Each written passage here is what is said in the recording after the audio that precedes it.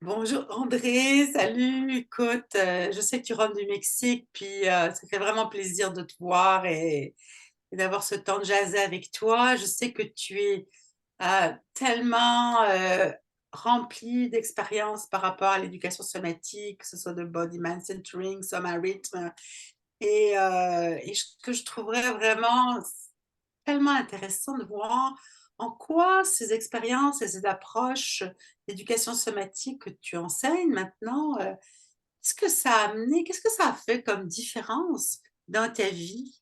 Aurais-tu quelques exemples à nous partager? Bien, salut, Salut. plaisir d'être venu. Je dirais que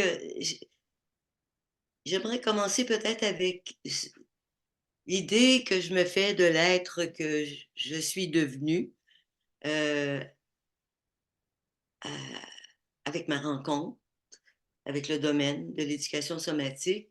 Je pense que je suis devenue un être plus patiente, plus désireuse d'apprendre dans le plaisir, en toute simplicité. Et puis, de rester tout le temps dans cet esprit de découverte que je crois que j'avais quand j'étais toute petite et que j'ai pu perdre à un moment donné.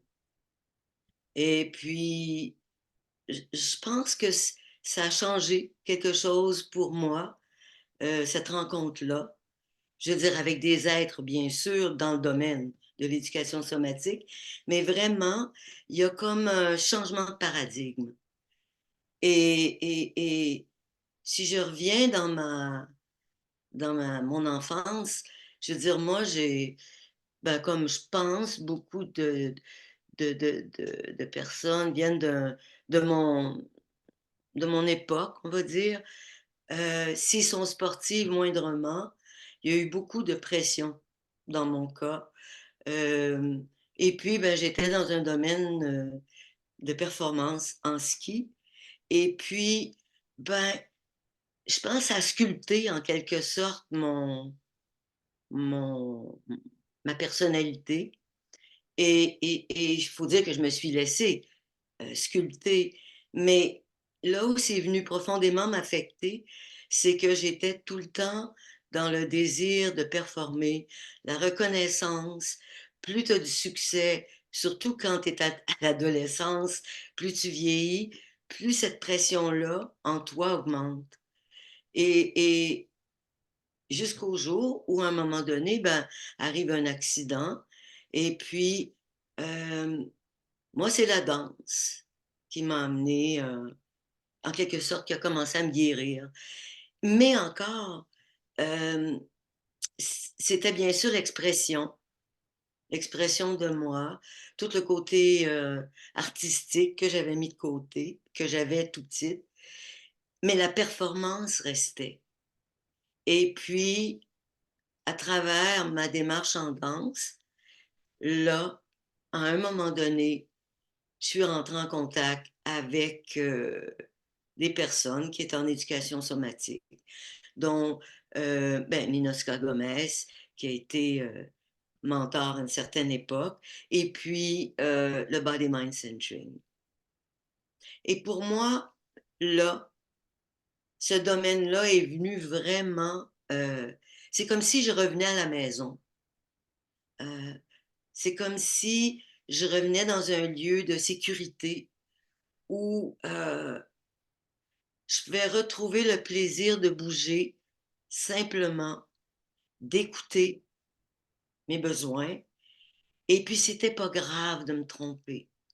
Ah ah. C'était pas grave d'avoir euh, un niveau à tenir. Ma rigueur était là, ma pratique était là, en termes de mon vécu, ma discipline, tu sais. Euh, donc, pour moi, c'était déjà un plancher, même si le changement, il était grand. Mhm. Tu sais, d'arriver. à dire: «Waouh, c'est plus important que je réussisse, mais une motivation extrinsèque, on parle. Mais pour moi, le cadeau, le plaisir, puis la curiosité grandissante, c'était de réussir à toucher mes besoins. Mmh. Ça, c'est une belle façon aussi de parler de en quoi ça a fait une différence. Et vraiment, je pense que tu apportes une dimension importante, le plaisir, rentrer chez toi, le sens de la sécurité, tout ça, ce que ça a amené, aussi ton regard et ton expérience par rapport à la performance. C'est comme si ça a vraiment changé. Et je trouve que c'est vraiment très, très utile à rappeler. Ça va certainement être très important à entendre pour tous ceux qui vont entendre et écouter, regarder cette vidéo. Alors, je te remercie infiniment Merci. pour ce partage et à bientôt. À bientôt.